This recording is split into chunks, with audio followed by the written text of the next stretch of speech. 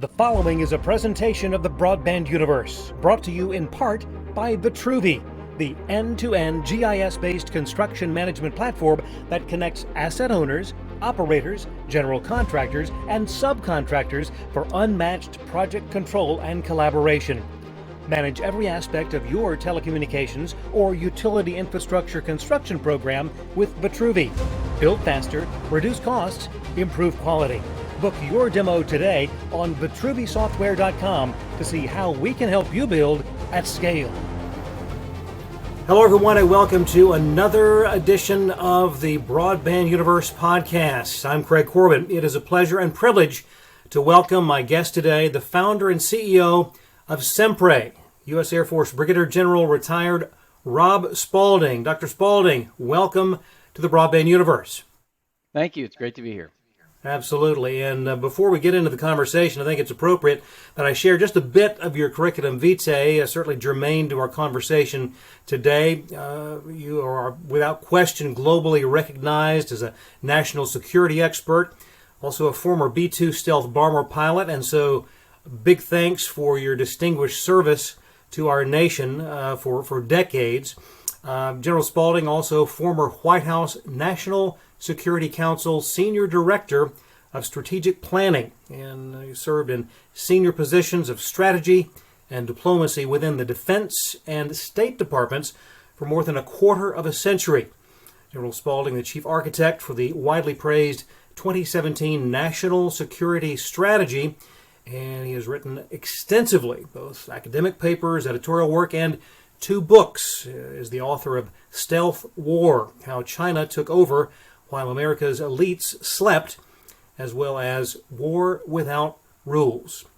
General Spalding, an Olmsted Scholar, a life member of the Council on Foreign Relations, a senior fellow at the Hudson Institute in Washington, D.C., and a senior associate fellow at the Henry Jackson Society of London. And, of course, your doctorate in economics and mathematics from the University of Missouri in Kansas City. And General Spalding, the experience that you bring to the table is immense, but I'm curious about what inspired you to create SEMPRE. Well, thank you, and we pronounce it SEMPRE, although it does get pronounced SEMPRE quite often. It's an acronym. It stands for Secure EMP Resistant Edge. And for me, as a B-2 pilot training to fly combat missions overseas, I always believed that, our effort to secure the nation was critical. And what I found in particular my time in the Pentagon advising the chairman of the Joint Chiefs, and then my time in China as a senior defense official and defense attaché, and then finally at the White House, was that we had completely neglected the challenges here at home. And so for me, data and certainly infrastructure that carries that data within our own country, while other nations like China and South Korea had invested heavily in ensuring they had the best infrastructure to carry that data. And of course, China has a great firewall to protect that data and really talks about becoming the Saudi Arabia of data. I felt that our digital infrastructure was critical to securing our political independence and sovereignty. And so I wrote a paper about it, and that paper, because of politics, was leaked to the media. It was never meant for a policy position. It was basically describing the opportunities and challenges that we had with the arrival of 5G. And how we could think differently about how we built infrastructure, and in particular, how dangerous it was to have China building all of our networks. And so that led to, of course, a lot of changes in terms of how the State Department addressed technology. Keith Kroc, who Secretary Pompeo brought in from CEO of DocuSign to really lead that effort. And I had colleagues that were working with them to kind of, really reset what we thought was important with regard to technology in the State Department. My role, though, was to look at the technology itself. And so that started with the paper, but it also I was working a project in the Pentagon to secure a 5G network. So this is where all this started. It started with my realization that national security is far more than F-35s and aircraft carriers and nuclear subs. It's also about how we make our nation capable of being productive and certainly on the leading edge of technology when it comes to our economy. Especially when we are in the midst of so much building of new infrastructure with immense amounts of dollars and funding available for the expansion of existing networks, for creation of new networks. But the biggest part of what you've done here with the organization is the protection against EMPs. And when we talk about electromagnetic pulse, it's not just what can happen from a nuclear standpoint, but there's also natural EMPs to deal with, and that is something that, quite honestly, people are familiar with when we talk about coronal mass ejections and that sort of thing. How does this all come into being when you put together the concept for SEMPRE? So 5G is really at the core, and the reason 5G is at the core is for the first time we take the network that was primarily in hardware and we convert it into software. Now there's a predicate for this that's already in our technology landscape, and that's the smartphone. If you look at the smartphone, it was a combination of the phone and the PDA, and it's become so much more than that. It's got backhaul in it. It's got a local area network. So if you want to use your phone as a hotspot for your laptop, for example, it becomes this local area network access point. It has the compute to run things like encryption, and it can power applications. So the smartphone is really in many ways emblematic of, from a national level, of everything that powers a smartphone universe. You have the wireless technology. It lets you have access to the back-end pieces of the applications that are running on the smartphone. And then you have the data centers themselves, Amazon, for example. And then you have all the transport networks. You have fiber, you have satellite, you have copper. What we found is, because the network was increasingly going to software, that we could take all those components, and just like we did with the smartphone, we could collapse it all into an infrastructure device, a node, if you will, that was self-enclosed and in many cases autonomous. So our ability to imbue the node with a little bit of intelligence to say, hey, I'm having this kind of problem. How do I adjust so that I continue to provide service to the customers? All of those things are technologies that we already have, but they haven't been put together in an infrastructure node in quite this way.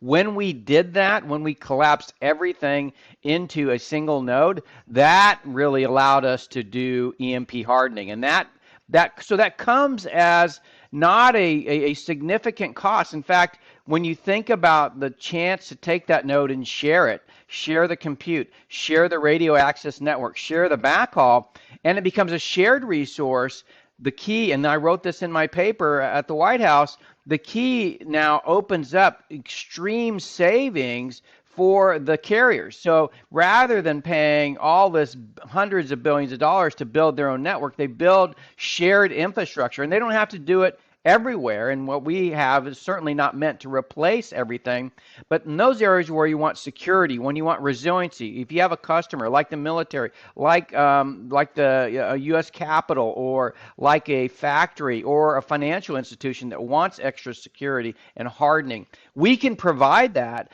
And then because we can provide it as a shared resource, what the carrier is paying for that infrastructure drops dramatically and allows them to offer better service, actually more services, at a lower cost to their customers. In fact, that's number one on SEMPRE's promise to the customers: integrity, delivering military-grade products at consumer prices. And that's huge when you talk about what is entailed in a build-out of this sort. Wouldn't you agree?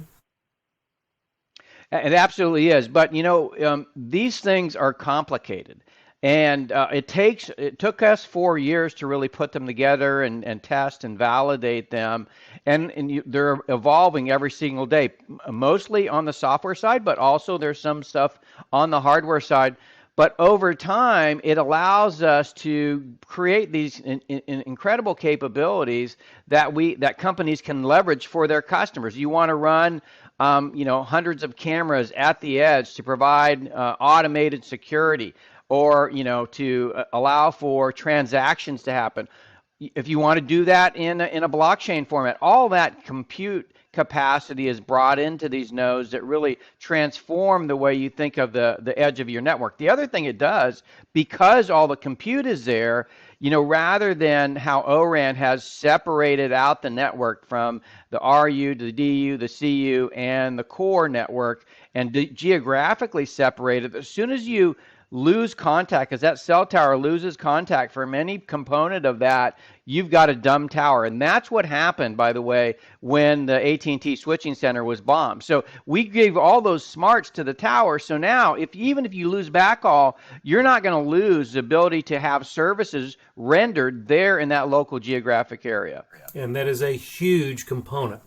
You're watching the Broadband Universe podcast, brought to you by Lit Communities. Light up your community. You deserve better internet. By Vetro Fiber Map, radically simpler fiber management. By OnTrack, proven leader in connectivity. And by Vitruvi, build faster, reduce costs, and improve quality.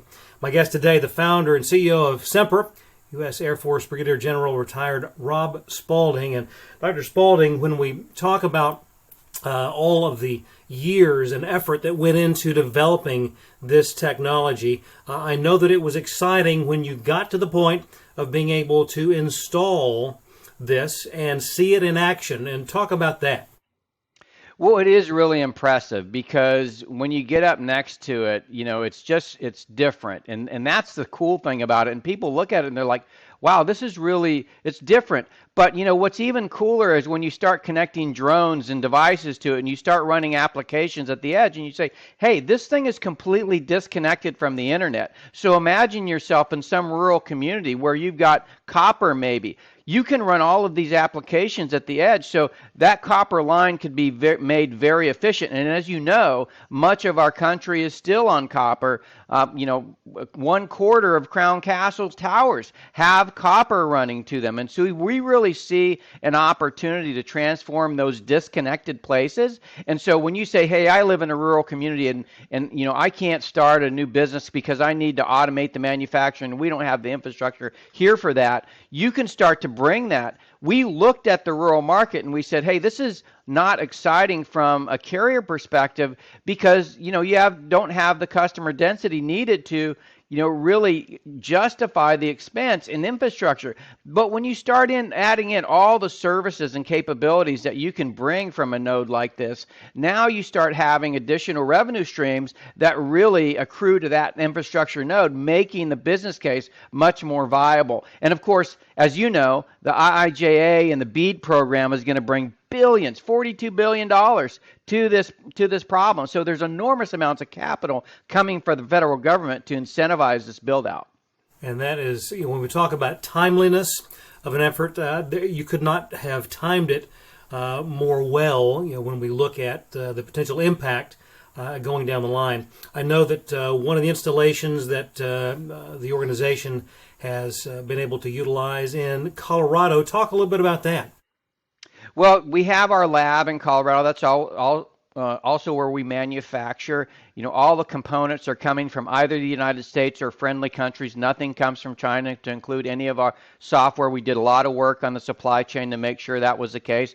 And our goal is to have it to be 100% American made for those nodes that are deployed in the United States. Eventually, you see everything that's happening. The CHIPS Act that just recently came out. And then, of course, the United States went even further and said, we're going to cut off China completely from all the ability to have that infrastructure to build chips. So we're growing into this world, and that's a bifurcated, Cold War. It's a second Cold War world. So our first deployment with that tower is with Viera Wireless, and we're very excited about that, because Viera Wireless has been in some respects unfairly criticized because of its massive build out of Huawei infrastructure in two of the three missile fields in the very strategic center of our country. And so we're going to help Viero not only get out Huawei, but also build the kind of network that the Air Force needs for working around those critical assets. So, our vision of our infrastructure nodes is that this is hard enough and secure enough for classified communications with the military, but it is built for the consumer cat video crowd. So cat videos and classified all go into these nodes, and that's what we're going to demonstrate with Viero. In addition, we're going to demonstrate the ability for private networks and public networks to coexist and to interoperate and to have this ability to have an extremely secure, closed, private, classified network operate right next to a very open and available consumer network. Of great interest is the fact that the product set, the platform, also has a mobile component. Talk about that.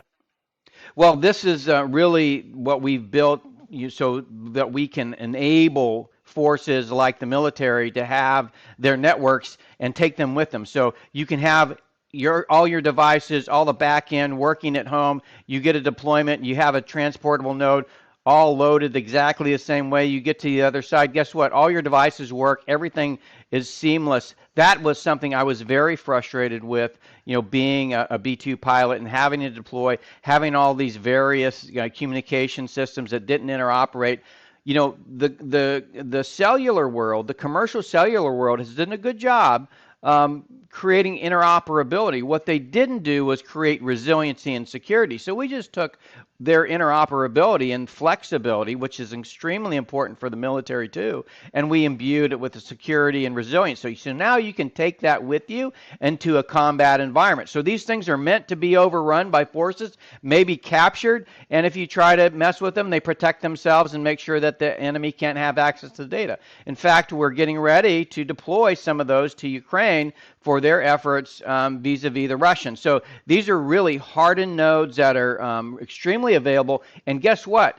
You can use this for your military mission, but then if your soldiers, sailors, Air Force, or Marines want to call back home to their family, they can do so securely and not have to worry about, hey, I'm tipping off my location to the enemy. This is very important today when you have young troops that are out there forward and they want to communicate with their families. They're bringing their personal devices. And as soon as that personal device hits a local indigenous network, guess what? You've just telegraphed your movement to the enemy. So we're helping the military really begin to obfuscate their operations and really have a hardened, secure node that they can depend on, not just at home, but also away. Case in point of what you just mentioned was the utilization of personal cell phones by some of the Russian forces that gave away their positions and have resulted in some extremely advantageous situations for the Ukraine forces. When we look at the growth of SEMPRE and what you can envision going down the line, take us 5 years, 10 years down the road with where you see the evolution of this effort. Yeah, so we want to be part of the national infrastructure, and we want to be part of the global free world infrastructure. We want to enable security and resiliency. So we see thousands, tens of thousands of these nodes deployed in various configurations, whether it be fixed, transportable, and mobile. And then as we move forward, our intent is to build a constellation for the control plane. So one of the things that we have, we filed a very significant 800-page omnibus patent on this idea of secure and resilient infrastructure. Part of that is physically separating the control plane from the data plane. And the reason we want to do that stems from concerns that if you run your control plane coincident with your data plane, you have the ability to intercept that network. And so we're trying to make sure that control plane, which is not latency sensitive like the data plane is, it's refers to the command and control of your network, the policies that go along with it. That control plane is going to operate on our own constellation. We're not going to sell services on that constellation, so we're not competing with Starlink, but it is a security feature. So space can be used both as a transport layer for the data plane, which we are going to partner with companies like Starlink, companies like OneWeb, companies like Hughes, all of Intelsat, all of these companies for the data plane. But on the control plane, we're going to have a closed system that we can ensure that the integrity and security and operation of our network is complete. It is so exciting to know what you have going on with this organization and the importance going forward. I think it would be an understatement to say that we're in a world now where this is of the essence moving forward. And we thank you for the dedication, the passion that you bring to this. It is obvious. We've only been able to scratch the surface, General Spalding, and I know that there are many questions that our viewers may have. We will list some ways to contact you via social media, obviously online, the website semper.ai. We look forward to circling back with you down the road and seeing how things have progressed with SEMPRE. I can't thank you enough for what you're doing and your time here today. Thank you so much. On behalf of General Spalding, I'm Craig. Thanks for letting us be a part of your day. We'll see you next time right here on the Broadband Universe. So long, everyone.